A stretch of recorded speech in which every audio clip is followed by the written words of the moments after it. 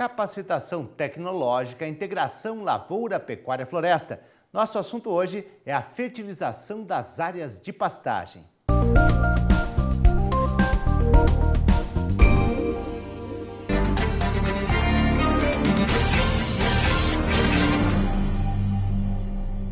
Oi pessoal, vamos dar sequência então no tema sobre o componente pasto em sistemas silvopastoris. Nessa aula nós vamos ver alguns aspectos sobre a fertilização das pastagens e algumas características específicas do manejo do pastejo. Os objetivos então dessa aula são, primeiro, discutir alguns aspectos da fertilização, segundo, propor alternativas de gramíneas e níveis tecnológicos para a implantação desses sistemas, apresentar um pouco as respostas das plantas em relação à qualidade e discutir aspectos do manejo das pastagens. A primeira questão que vem então em mente, a gente tem conversado bastante sobre o processo de intensificação da produção de forragem e intensificação dos sistemas de produção animal em sistemas silvipastoris. Isso tem uma relação direta com a resposta das plantas à fertilização em condições de sombreamento. Nós fizemos alguns estudos, e há alguns estudos espalhados pelo Brasil e pelo mundo, mostrando que há uma interferência da condição de luminosidade na resposta do pasto ao adubo aplicado. Por exemplo, aqui, aplicando 3 doses de 50 até 150 kg de N, são as barras azul, branca e verde, 50, 100 e 150 kg de N, nós temos ali a produção do capim-marandu.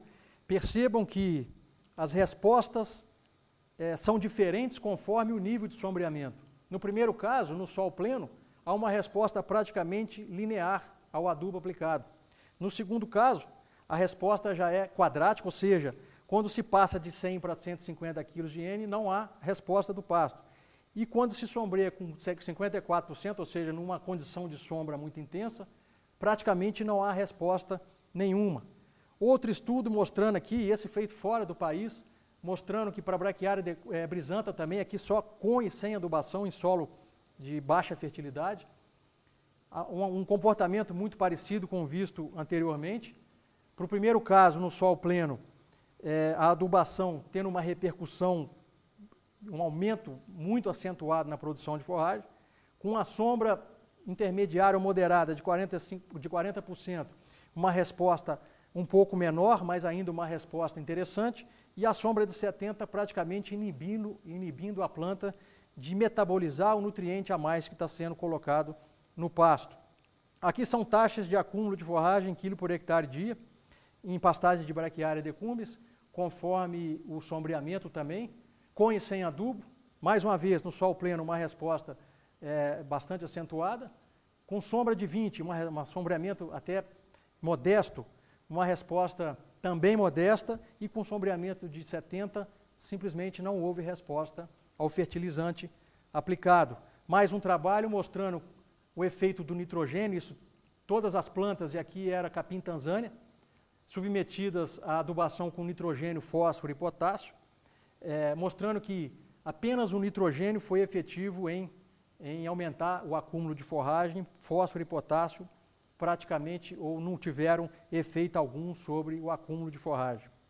Então, alguns aspectos importantes, eu passei rapidamente por esses gráficos para mostrar o que a pesquisa tem feito. Alguns aspectos importantes que devem ser considerados sobre a resposta das plantas forrageiras em sistemas sombreados. O primeiro, em solos de baixa fertilidade e em pastagens sem árvores, as respostas são praticamente positivas e lineares ao adubo aplicado. É o que a gente tem por aí há décadas, todo mundo sabe da importância da fertilização do solo. Em sistemas com sombra moderada, as respostas também são intermediárias apenas. E terceiro, em condições de sombreamento elevado, acima de 40% a 50%, as respostas de adubação são muito pequenas ou muito ausentes, ou são ausentes, o que nos leva a pensar que a gente tem que analisar com alguma reserva o processo de intensificação, e quando eu falo intensificação do manejo animal em pastagens, em sistemas silvopastoris, eu falo intensificação semelhante ao que tem acontecido em monocultivo. Por exemplo, em monocultivo de capim Tanzânia, capim bombaça ou capim braquiária brisanta ou tifton, nós temos áreas que suportam 8, 10 até 12 animais por hectare. com doses de adubo que podem variar de 400 até 600 kg de nitrogênio por hectare e com irrigação, ou seja, a gente coloca as plantas numa situação praticamente de condição máxima de disponibilidade daquilo que a gente pode controlar e espera que essas plantas respondam da mesma forma. Em condição de disponibilidade de radiação suficiente, essas plantas respondem. Agora, quando a gente reduz um pouco essa quantidade de luz, há também uma redução na resposta da planta e no potencial de produção. Quando eu falo em intensificação, eu falo em nível de intensificação acima de 5 A por hectare. Considerando então um sistema silvopastoril que privilegia o manejo para sombreamento moderado, em função do que foi planejado, principalmente em relação ao manejo do componente arbóreo, a pergunta que surge: qual gramínea escolher e qual nível tecnológico a ser adotado? Nós podemos adotar um nível tecnológico que é reconhecido como alto ou intenso, em que se usa acima de 300, 400 kg de nitrogênio por hectare, adubação potássica e fosfatada também pesada, irrigação, e que se espera que o sistema tenha uma capacidade de suporte elevada, ou seja, acima de 5, 6 UA por hectare. São sistemas manejados de forma altamente intensiva. Nós temos gramíneas propícias para uso nesses sistemas, por exemplo, capim-elefante, o peniceato purpúreo, o sinódon, os Tifton 85, o Tifton 68, coast cross, ou capim-estrela, e pânico máximo, principalmente Tanzânia e Mombasa, que são os principais cultivares, que suportam muito bem, se adequam muito bem a esse nível tecnológico. Agora, para um sistema silvopastoril, a gente deve, a princípio, evitar, pois a redução da radiação para o pasto limita a resposta ao adubo e dificulta a obtenção de elevada produção de forragem. Então, isso pode trazer um insucesso para o sistema. E a gente tem visto algumas iniciativas lá na nossa região de pecuaristas que têm sistemas intensificados e resolvem, de repente, ou nos procuram com o objetivo de colocar sistemas com 300, 200, 250, 300, 400 aves por hectare, e ele quer continuar botando 6, 7 vacas por hectare. E aí a gente sabe que vai haver uma dificuldade muito grande dele ter sucesso nesse sistema. Bom, nós temos aqui então um novo quadro que nos mostra 2 níveis de adoção de tecnologia diferentes daquele primeiro. Um nível médio que poderia se adequar muito bem a sistemas silvopastoris, em que se usam doses de adubo e taxas de lotação intermediárias. E entendam como intermediárias ainda, principalmente taxas de lotação, que são muito maiores do que as médias que a gente tem percebido pelo Brasil afora. Se adequaria muito bem a esse tipo de sistema o pânico máximo, Braquiária brisanta, Braquiária decumbens ou Andropógon. Eu destacaria aqui a Braquiária brisanta como uma espécie que se adequa talvez melhor a esse sistema, em nível intermediário de uso, principalmente de adubação. E a obtenção de taxas de lotação que poderiam variar de 2, 2,5 até 3,5 UA por hectare. Os sistemas de baixo nível tecnológico ou mais extensivos também podem ser utilizados. Não se usa praticamente adubo, ou adubo apenas para manutenção de 50 a 70 quilos por hectare ano de nitrogênio, mas se esperam também baixas taxas de lotação, variando de 1,5 até 2,5 UA por hectare, e isso ainda é bem maior do que a média nacional. Se adequam para esse tipo de sistema Braquiária decumbens, Braquiária umidícola, por exemplo, e Andropógon. Entendo que a espécie a ser utilizada depende muito da região, depende muito das condições em que serão implantadas. Aqui apenas algumas sugestões. Então, esses níveis seriam adequados desde que não haja diminuição acentuada da radiação. Entendam que em densidades muito elevadas de árvore, não há gramíneas nem em baixo nível tecnológico que suporte, a gente tem que se preocupar com isso. Bom, a qualidade da forragem, entendida aqui como a composição química em termos de proteína bruta, teores de fibra, de digestibilidade, por exemplo, consumo ou quantidade de forragem ingerida pelo animal, também pode se modificar conforme o nível de sombreamento imposto ao pasto.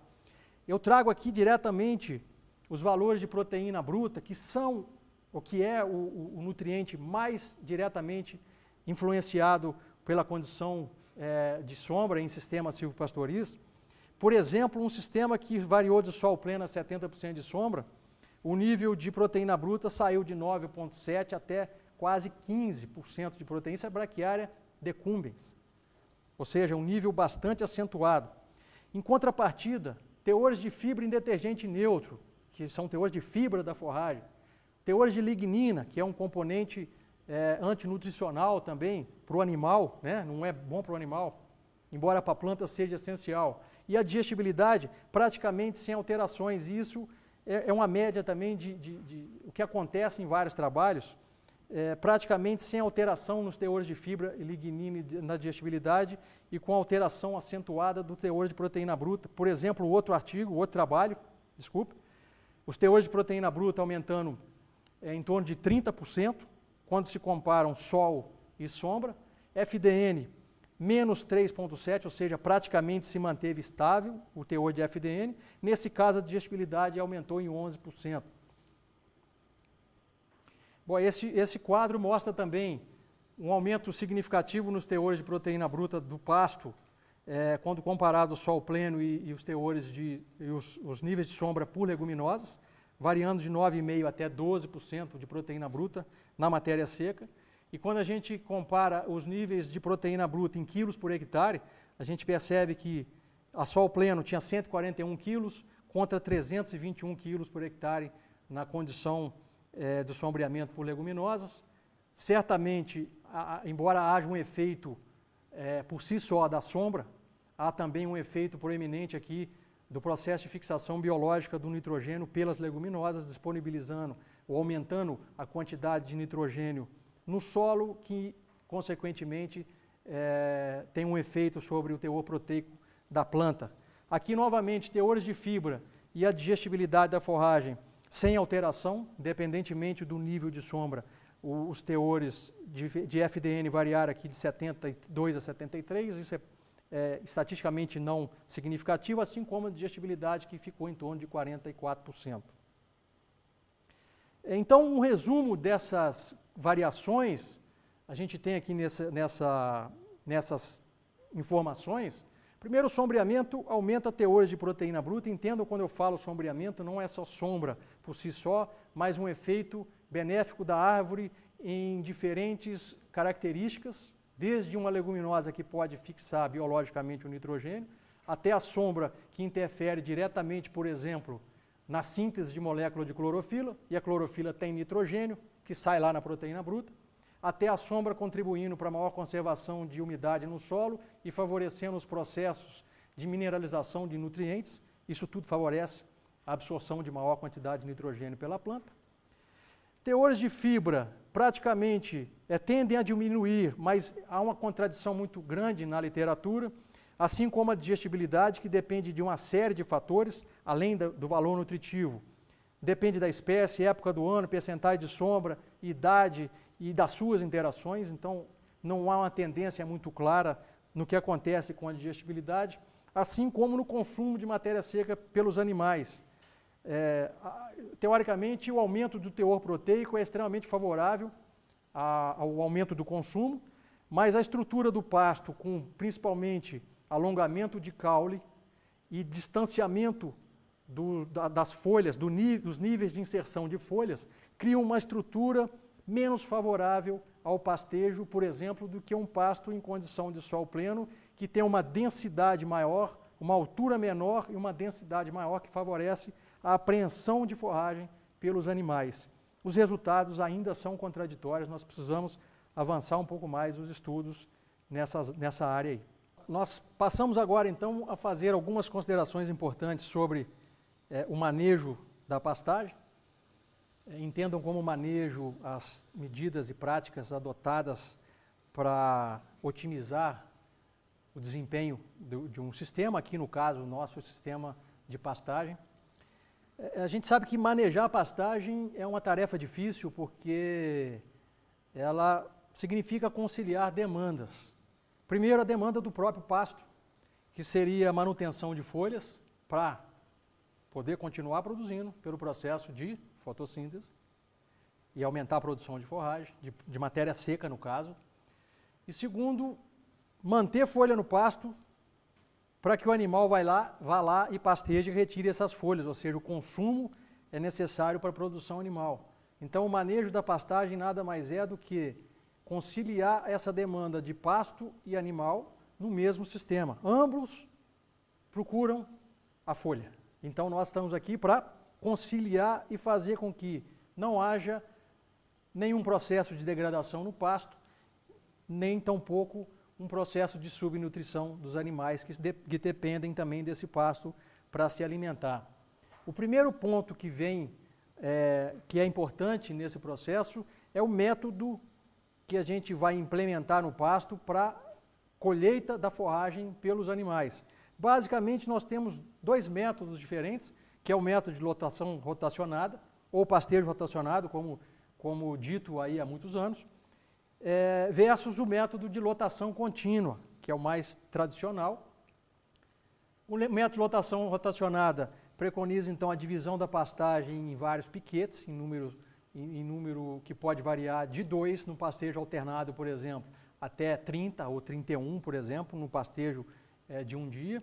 E a lotação contínua é aquele que preconiza a permanência dos animais na mesma área de pastagem por um longo período. Não há uma rotação desses animais dentro da área.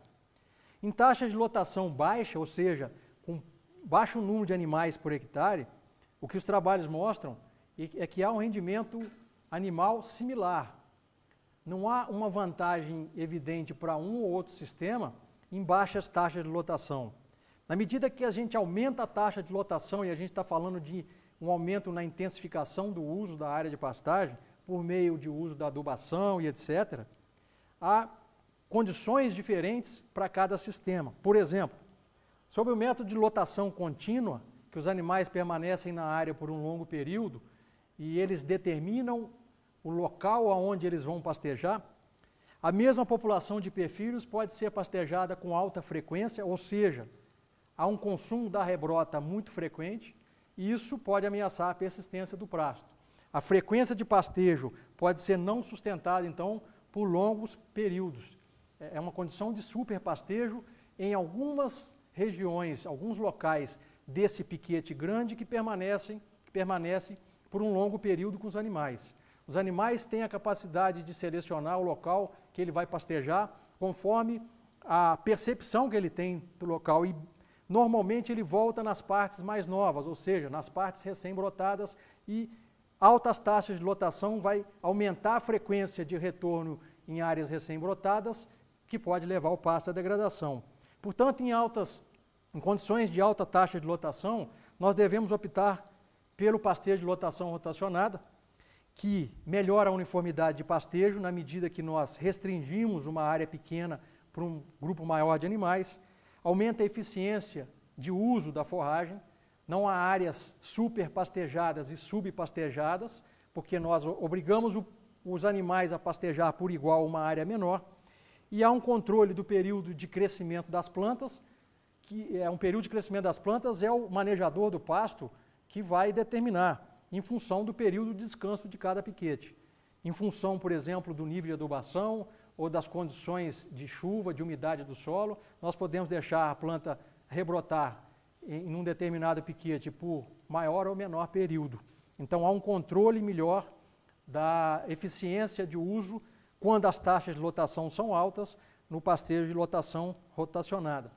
O ponto importante em qualquer tipo de sistema de pecuária é preconizar um número correto de animais por hectare, ou seja, a pastagem deve ser manejada com o número de animais que ela é capaz de suportar. Excesso de animais resulta em superpastejo e degradação. Isso é fácil de falar, mas é difícil de se praticar, porque qual é a capacidade de suporte, ou seja, quantos animais efetivamente eu posso colocar numa determinada área de pastagem para que não haja superpastejo e nem tampouco subpastejo. Depende da quantidade de forragem. E aí eu tenho que ter métodos para conhecer a quantidade de forragem que há no pasto, para eu calcular o número de animais em função da capacidade de consumo de cada animal. Essa é uma dificuldade, nós vamos ver daqui a pouco que há saídas práticas para que facilite esse processo.